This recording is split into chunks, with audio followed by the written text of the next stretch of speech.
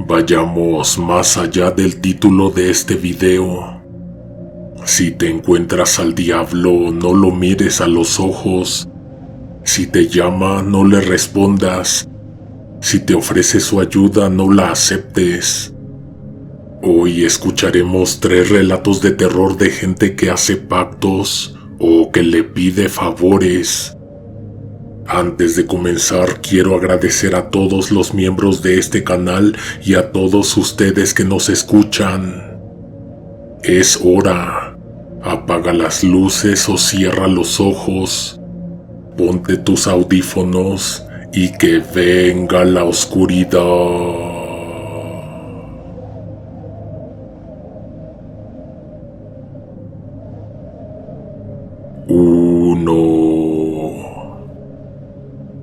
Estudié en una escuela privada donde la mayoría de los niños venían de familias que tenían muchísimo dinero. Estudié ahí porque mi mamá trabajó desde los 6 años con una familia de ricos haciéndoles qué hacer. A mí y a mis hermanos nos pagaron toda la escuela, desde primaria hasta la universidad. La señora siempre fue muy generosa con mi mamá y con mi abuela, sus empleadas de toda la vida. Tengo muchas historias que compartir de ellos. Hoy solo se me apetece contarte sobre una especie de reliquia que tienen en su casa. Un hacha enmarcada y protegida tras un cristal. Colocado en el punto central de la casa, aquel objeto es capaz de relatar la historia completa de esa familia. Lo que sabemos de la señora Leticia era que vivía en Michoacán, que su papá se murió cuando ella tenía 12 años, dejándolas solas a ella, a su mamá y a su hermana. Su abuelo paterno las recibió, pero en realidad no las quería tanto. La casa de ese señor era muy grande, pero a ellas 3 las tenía en un cuartito al lado de las caballerizas, del otro lado de la casa principal. Comían todos lo mismo, solo que a ellas 3 les servían en la cocina. Pequeños detalles que fueron formando a la persona que conocimos nosotros. Leticia y su hermana casi no pasaban tiempo en la casa del abuelo, porque ahí siempre las estaban regañando. Cualquier cosa que hicieran molestaba a alguien. Si hablaban fuerte, si corrían, si se reían demasiado. Así que en cuanto podían, salían al terreno que era enorme. Había campo, había bosque, prados empinados, arroyos, un par de colinas y una cascada lejana. Entre los árboles las niñas se sentían a gusto. A veces trepaban, otras se quedaban acostadas sobre la hierba húmeda mirando las nubes moverse despacio. Una tarde, mientras seguían un arroyo que bajaba entre la maleza, lo vieron. Un hombre estaba encadenado a un árbol. No parecía un mendigo ni alguien a punto de morir. Al contrario, tenía los brazos gruesos, marcados, y aunque su ropa estaba rota y sucia, su postura era firme, como si todavía tuviera fuerza para pelear. Su cabello caía sobre su rostro, revuelto y pegajoso, y cuando alzó la cabeza para verlas, sonrió. No era una sonrisa de alivio ni de súplica. Era algo más, algo que hacía que la piel se pusiera de gallina. «Suéltenme», les dijo. No preguntó quiénes eran ni qué hacían ahí, solo lo dijo como si diera por hecho que lo harían. Las hermanas se echaron a correr espantadas, sintiendo que aquella sonrisa seguía pegada a sus espaldas. No se detuvieron hasta llegar a las caballerizas. Buscaron a su mamá, pero no le dijeron nada. Esa noche cayó una tormenta.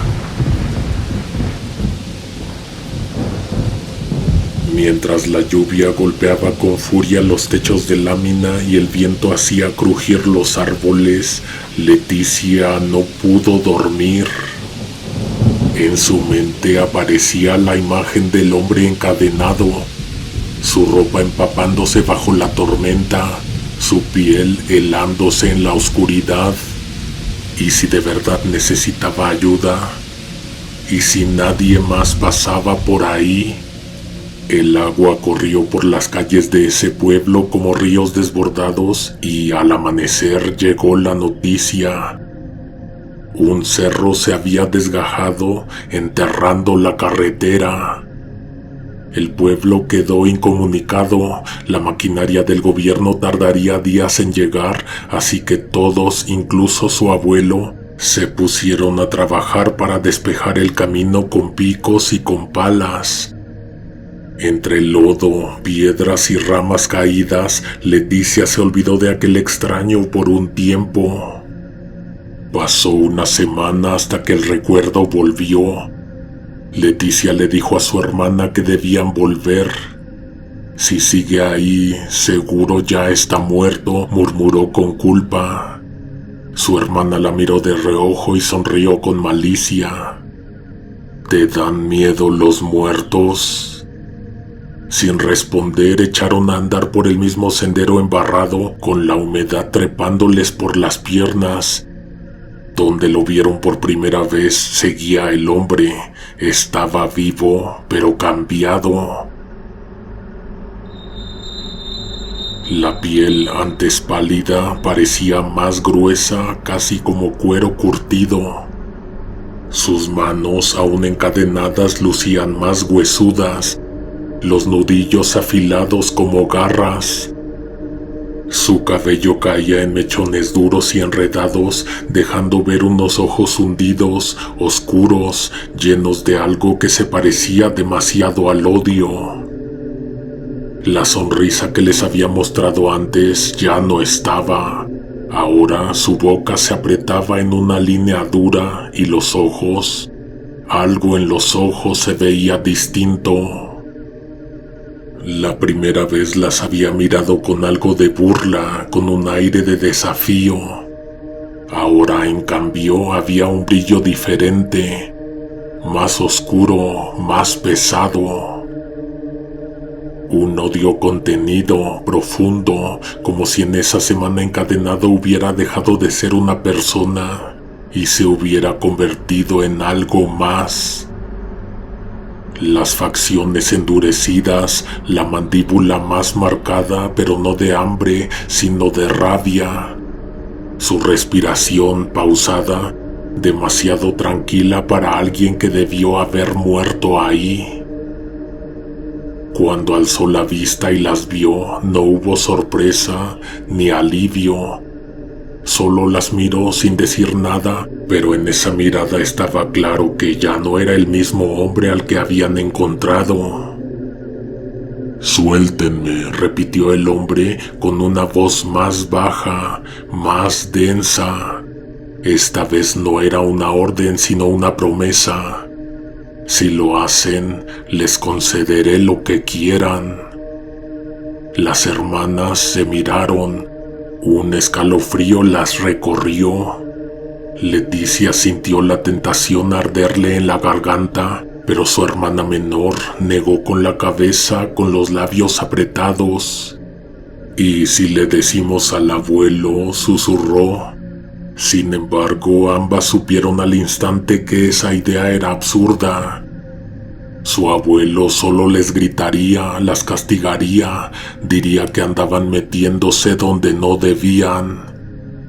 «No podemos», murmuró Leticia con la boca seca. «No hay cómo cortar esas cadenas». El hombre levantó la barbilla y, con un gesto sutil, señaló hacia la maleza. A unos 30 metros, un hacha descansaba entre el lodo y las hojas podridas. No la hubieran visto si en ese momento un rayo de luz de sol no hubiera iluminado el filo, haciéndolo brillar con un resplandor momentáneo y casi sobrenatural. La hermana menor retrocedió negando con más fuerza. «Déjalo morir», susurró. «No lo ayudes». Pero Leticia ya había tomado una decisión.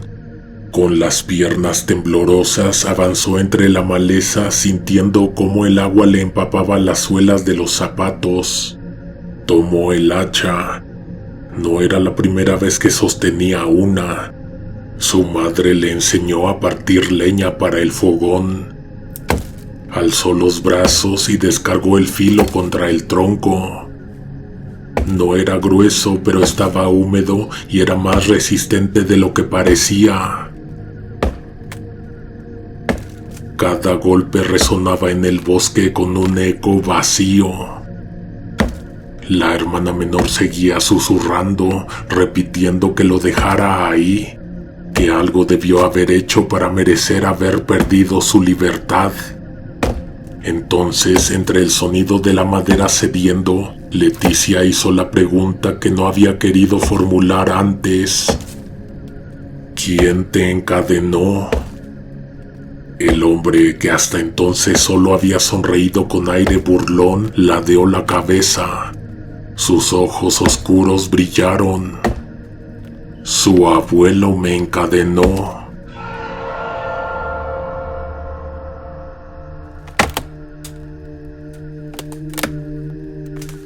El último golpe fue seco. Con un crujido ahogado, el tronco se partió. Antes de que Leticia pudiera reaccionar, el hombre simplemente jaló la cadena con un movimiento brutal. El metal chirrió, la madera cedió y el sujeto quedó libre.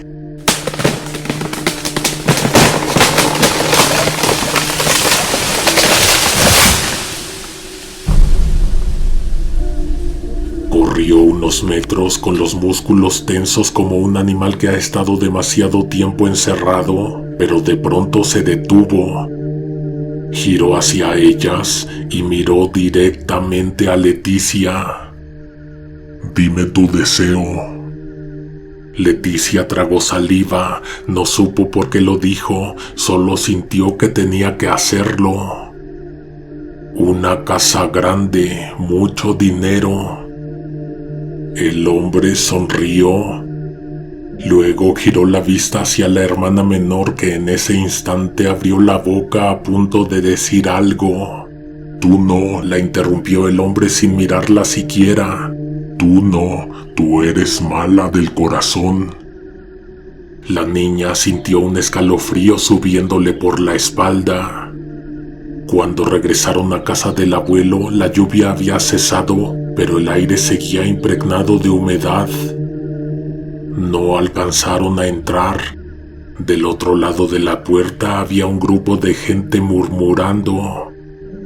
Algunas mujeres con las manos en la boca y los ojos agrandados por el horror. Leticia sintió que un vacío dentro de ella se hacía más grande cuando escuchó lo que decían. «Lo estrangularon, alguien lo estranguló». La gente nunca supo quién había matado al abuelo. Algunos decían que lo habían encontrado con los ojos abiertos y la boca desencajada, como si hubiera visto algo que lo aterrara en el último segundo. Leticia y su hermana jamás hablaron de aquella noche, ni de lo que habían hecho. Con los años, el deseo de Leticia se cumplió. Sin saber exactamente cómo, llegó a tener una casa inmensa, con techos altos y un sinfín de habitaciones. El dinero nunca le faltó y de algún modo siempre parecía multiplicarse. Sus negocios prosperaban sin esfuerzo y dondequiera que pusiera la mirada, la fortuna la seguía como una sombra. Pero a veces en las madrugadas despertaba con un nudo en el estómago, sintiendo un peso invisible en el pecho, como si algo la vigilara desde un rincón oscuro de su propia casa. A su hermana menor también le cumplió. aunque no de la manera que ella hubiera querido. No tardaron en descubrir que tenía una enfermedad en el corazón, una que avanzaba lenta, implacable, desgarrándole la vida a pequeñas mordidas. No importaba cuántos médicos consultara ni cuántos tratamientos intentara, su salud se fue consumiendo poco a poco como si algo la apretara por dentro, estrangulándola con paciencia. «Eres mala del corazón», había dicho el hombre después de liberarse, y ahora cada latido dolía como una sentencia. La casa de la señora Leticia, la casa que mi mamá y mi abuela dedicaron sus vidas a limpiar, era de amplios ventanales, muebles costosos, lámparas de cristal que colgaban del techo como racimos de luz. Todo en su hogar gritaba riqueza y poder, pero entre las posesiones que había acumulado, había una que destacaba sobre las demás. Un objeto que no tenía precio, pero que ocupaba el lugar más privilegiado de su casa. El hacha con la que había liberado al hombre encadenado. La mandó enmarcar y proteger con un cristal grueso, como si fuera una reliquia sagrada. A veces, mientras caminaba por el pasillo donde la exhibía, se detenía a mirarla. El arma seguía afilada, la madera oscura y firme, y aunque la había limpiado 1000 veces, en ciertos ángulos aún parecía tener una mancha, un rastro imposible de borrar.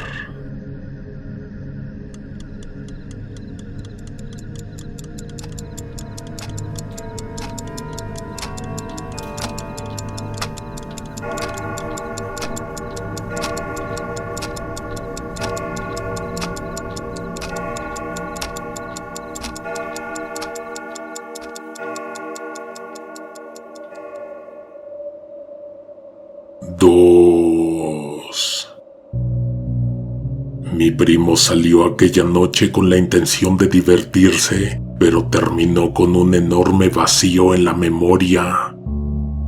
Bebió demasiado, perdió la noción del tiempo y en algún punto de la madrugada su cuerpo decidió apagarse. Lo último que recordaba era el zumbido de la música en sus oídos y la sensación pegajosa del sudor en su nuca antes de desmayarse de borracho.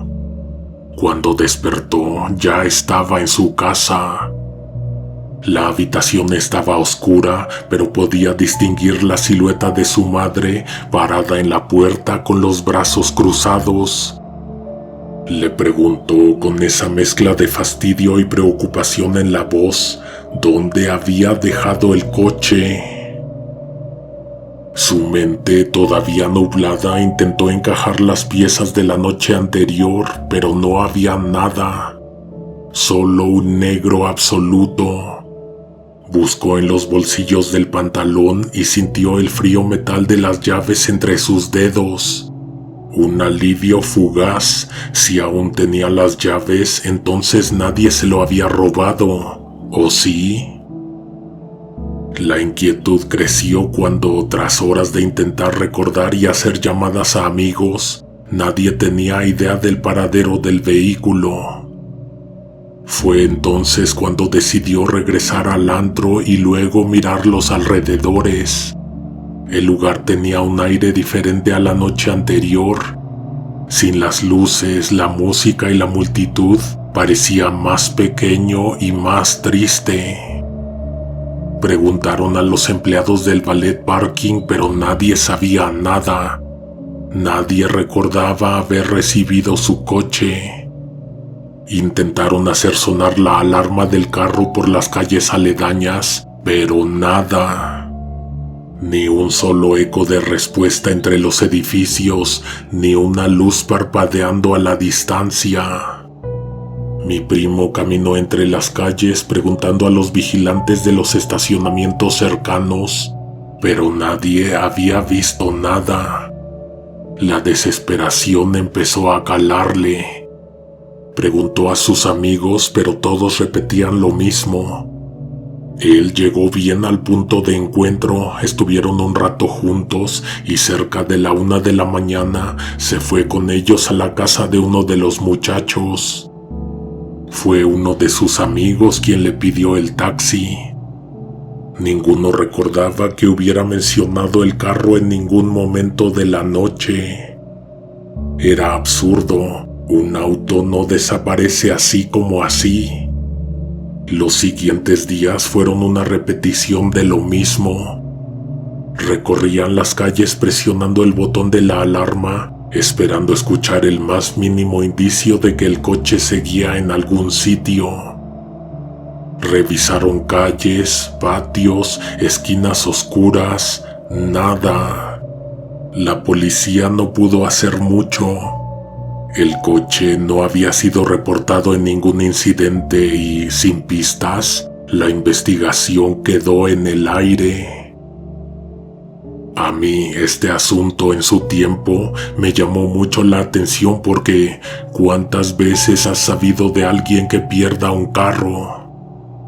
No hablo de un robo ni de un descuido en un estacionamiento lleno, sino de un auto que simplemente desaparece sin dejar rastro, sin testigos, sin una pista clara de qué pasó con él.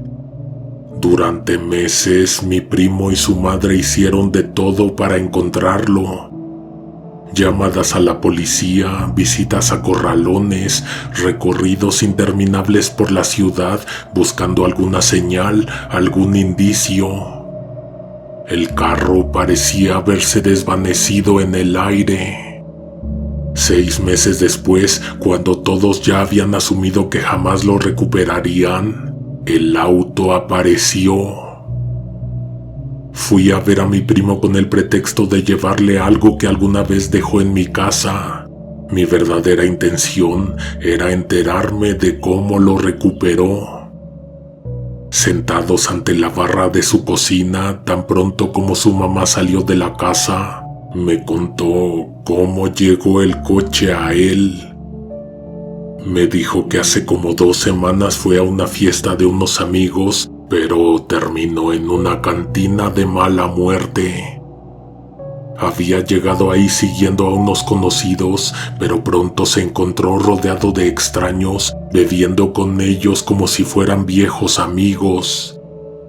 Entre risas y tragos contó su historia, la extraña desaparición del carro y cómo, aún después de tantos meses, no dejaba de buscarlo. Sacó las llaves del bolsillo y las sostuvo en alto como si fueran una especie de amuleto. Todavía las cargo, dijo, y a donde voy presiono el botón por si algún día suena la alarma. Algunos se rieron, otros solo asintieron con la mirada perdida en sus vasos. Fue entonces cuando un borracho apartó a mi primo del grupo. Un hombre mayor, de piel curtida y ojos entrecerrados, con el aliento impregnado de alcohol barato. Le puso una mano pesada en el hombro y, con voz gruesa, le dijo algo que hizo que la sangre de mi primo se helara un poco. «Yo te lo encuentro». No sonó como una broma, ni como una promesa hecha por alguien demasiado ebrio para recordar sus propias palabras. Sonó como una certeza, como si ya supiera dónde estaba el carro, como si solo estuviera esperando que mi primo llegara hasta ese punto, hasta esa cantina, para decírselo. A mi primo le sudó la frente cuando el hombre le arrebató las llaves con una facilidad que le hizo pensar que, en ese instante, realmente había entregado el carro. «¿Cuánto me vas a pagar?», le preguntó el tipo con una sonrisa aterradora, los dientes amarillentos asomándose entre los labios resecos. Mi primo intentó balbucear algo, pero el hombre levantó una mano y negó con la cabeza. «No te preocupes, mejor te cobro cuando lo encuentre». Eso lo dejó aún más inquieto. Una persona con todo el tiempo del mundo sin más ocupaciones que buscar un carro perdido, con la certeza de que lo iba a encontrar. En ese momento mi primo supo que ahora sí se lo habían robado de verdad. No sabía si sentirse aliviado o aterrado. Cuando el hombre se despidió, algo en su expresión, en su forma de moverse, le dejó una impresión perturbadora. Parecía alguien sin alma. No como una persona despiadada, sino literalmente como si algo más estuviera dentro de ese cuerpo. Algo que lo usaba a conveniencia, como un demonio metido en la piel de un borracho cualquiera. La madrugada en que el claxon lo despertó, supo de inmediato qué era. El sonido era inconfundible. Se levantó de un salto y apenas había dado un paso, el estruendo de un vidrio haciéndose añicos lo hizo estremecerse. Eran las llaves. Desde la calle, alguien las había lanzado con tal fuerza que atravesaron su ventana y cayeron al suelo de su recámara con un ruido seco. No hubo gritos, no hubo risas, no hubo nadie corriendo. Solo el eco de las llaves rebotando en el suelo y el viento frío de la madrugada entrando por la ventana rota. Temblando, se asomó y lo vio. El carro estaba ahí, estacionado justo afuera de su casa. Por supuesto que estaba contento. 6 meses de incertidumbre habían terminado en un solo instante. Pero también estaba inquieto, más de lo que había estado nunca, porque ahora que lo pensaba bien, nunca le dijo a aquel hombre dónde vivía. Nunca le dio una dirección para que entregara el auto, y lo peor de todo, ese hombre no había vuelto a aparecer. A veces trataba de convencerse de que todo terminó ahí, pero la idea nunca lo deja en paz. ¿Por qué no ha venido a cobrar? Esa pregunta le pesa más que la deuda misma. A veces se sorprende mirando por la ventana, esperando ver una silueta conocida al otro lado de la calle. Otras veces siente un escalofrío cuando recibe una llamada de un número desconocido. Sabe que tarde o temprano tendrá que pagar, y lo que más le preocupa no es cuánto, sino cómo, porque no va a ser dinero lo que le pidan. Y si aún tienes dudas, basta con que te preguntes, ¿con qué clase de cosas se cobra el diablo?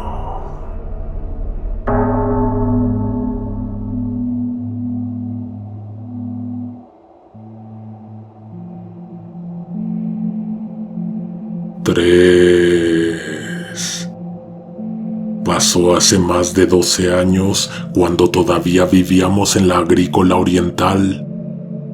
Teníamos unos vecinos que de la noche a la mañana se hicieron ricos. Nadie supo cómo ni por qué. Un día apenas podían mantenerse a flote con sus negocios modestos y al siguiente llegaban haciendo ruido con una camioneta de lujo. Uno de esos vehículos que solo se ven en colonias donde el dinero sobra. Era una pareja de unos 45 años. Él tenía una tienda de refacciones para bicicletas y ella vendía de todo: ropa, accesorios, maquillaje, entregando siempre en puntos acordados. Se veían como gente común, trabajadores que apenas sacaban lo justo para vivir. Pero entonces, sin previo aviso, la fortuna le sonrió. No pasó ni una semana antes de que su nueva camioneta fuera personalizada con los colores y el escudo de un equipo de fútbol.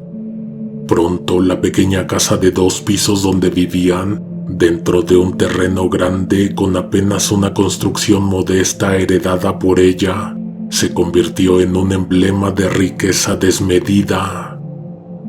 Reformaron todo: un garaje con 3 carros, una casa de 3 pisos, fiestas, viajes. Nunca me ha gustado suponer y menos entrometerme en la vida de los demás, pero la colonia está llena de gente curiosa. Que si robaron, que si hicieron fraude, que si se metieron en algo turbio. Un día simplemente desaparecieron.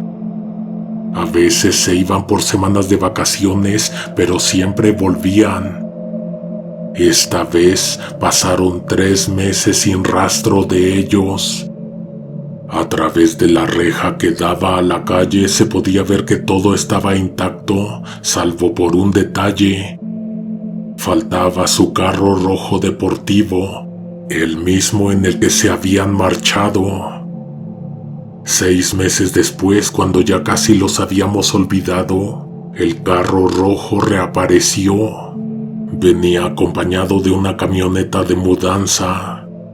De aquel vehículo no bajaron ellos, sino 2 jóvenes, un muchacho y una muchacha de no más de 20 años. Mi mamá, que siempre se asomaba por la ventana, vio cuando llegaron. Buscó un pretexto y salió con una bolsa de mandado en la mano. «Buenos días», dijo con la naturalidad de quien solo quiere confirmar algo. ¿Y los dueños de la casa? Los muchachos se miraron entre sí antes de responder. «Somos sus hijos».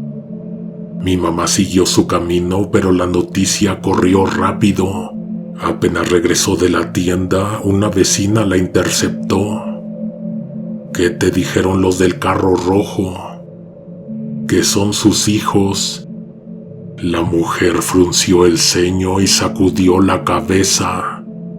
Esa pareja no tenía hijos, nunca los tuvieron. Invitó a mi mamá a pasar con la promesa de un café y una historia que no podría olvidar.